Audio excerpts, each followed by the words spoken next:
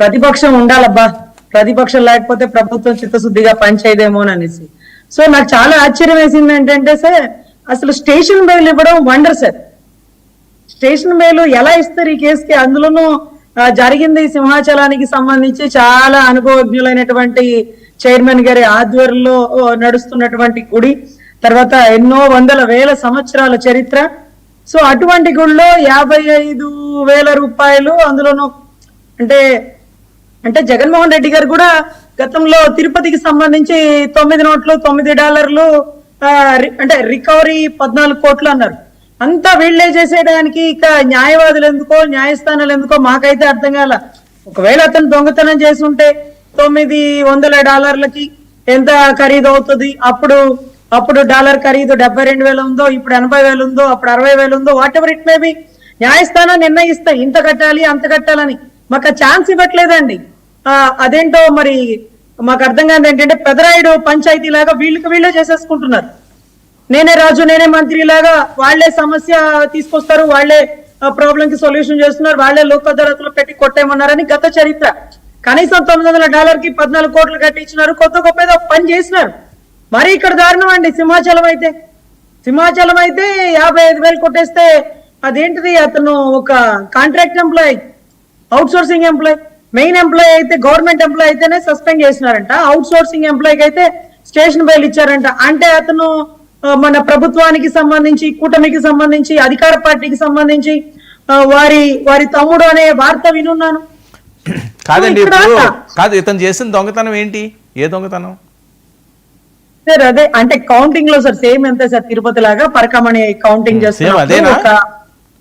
Same అంతే sir. నేను సింహాచలం నుంచి, వైజాగ్ నుంచి చాలా మంది దగ్గర ఇన్ఫర్మేషన్ తీసుకుంటే, అవునమ్మా అవును ఇది ఇలా జరిగింది, అతను పలానాకి సంబంధించిన అధికార పార్టీకి సంబంధించిన ఒక వ్యక్తి తాలూకా తమ్ముడు.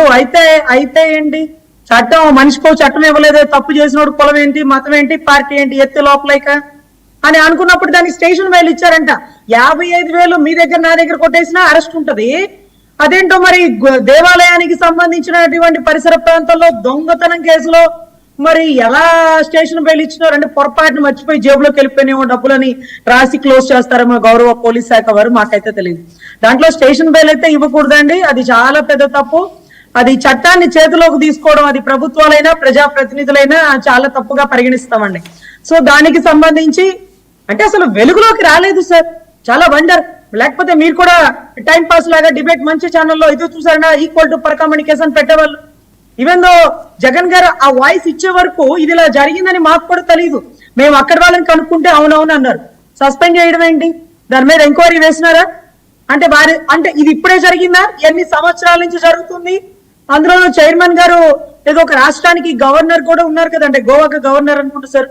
సో ఎంత కీలక డెసిషన్ తీసుకోవాలి అంటే గుట్టు బయటికి రానికుండా మీరే జడ్జ్మెంట్ ఇచ్చేస్తారా?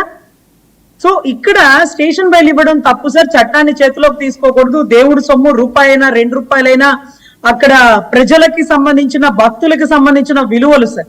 సో ఇటువంటి పరిస్థితుల్లో తప్పు జరిగింది సార్. ఆయన కూడా 14 కోట్లు రికవరీ చేపించినారు. ఆయనకేమో 100 కోట్ల ఆస్తి.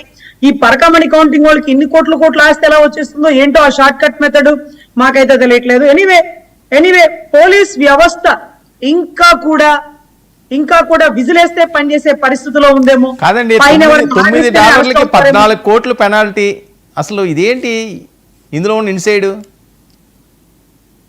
అదే అంటే ఆయన అదేంటి చెప్తున్నాను కదా, ఆయన పెదరాయుడు పంచాయతీలో $900కి 14 కోట్లు $9 సార్. $9 $900 సార్. $9 దొంగతనం జరిగిందని జగన్మోహన్ రెడ్డి గారు అన్నారని. సరే ఆయన ఏదో స్లిప్ అయి అన్నాడేమో సార్. 9 నోట్లు అంటున్నాడు. మనకి $100 నోట్లు ఎలాగో అక్కడ కూడా ఒక అంటే $100 లాగా $100 నోటు. అవును సార్ $900 సార్. అది 9 నోట్లు కాదు, $9 కాదు సార్, $900. దాని ఖరీదు 85,000 72,000 వచ్చింది. ఏదో స్లిప్ అయి అన్నారేమో సార్. సార్ ఆ 4 ముక్కలు 2 ముక్కలు పట్టుకొని మనం సాగదీయకూడదు సార్. తప్పేదైనా వ్యవస్థలో తప్పుంటే మనం ప్రశ్నించాలి కానీ ఏదో ఫ్లోలో మాటలు 2 ముక్కలు $9 అన్నాడు, 9 నోట్లు అన్నాడు. అసలు మనం సబ్జెక్ట్ ఎందుకు డైవర్ట్ అవుతున్నాం? ఒక వ్యక్తి వైపు 1,000 చూపిస్తే 4,000 మన వైపు చూపిస్తే సమస్య ఏంటి? అతను ఏ సమస్యని రేస్ చేసినాడు? ఏ సమస్యను రేస్ చేసి ప్రభుత్వాన్ని నిలదీస్తున్నాడు? మీరు ఎట్లా ఇస్తారయ్యా స్టేషన్ బెయిల్?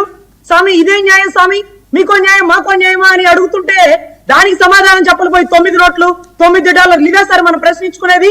పోలీస్ వ్యవస్థ ఎలా దిక్కుమాల పనిచేస్తుందో దాని గురించి మాట్లాడుకుందాం. ఏంటి ఇప్పుడు ఎలా చేస్తున్నదా పోలీస్ వ్యవస్థ? సార్ ఎప్పుడు అలాగే చేసినా ఇప్పుడే అలాగే చేసినా మనం కూటమి కదా సార్, తప్పులు రెక్టిఫై చేసుకోవాలి కదా, మళ్ళీ 29లో జనాల్లోకి వెళ్ళాలి కదా సార్, ఓట్లు అడగాలి కదా. అవతల వాడు కరెక్ట్ కాదని 11 సీట్లు ఇస్తే అది ఇప్పుడే జరిగిందా గతంలో జరగలేదా అంటే గతంలో జరిగిన వాడికి ఏ గతి పట్టిందో మనకు తెలీదా?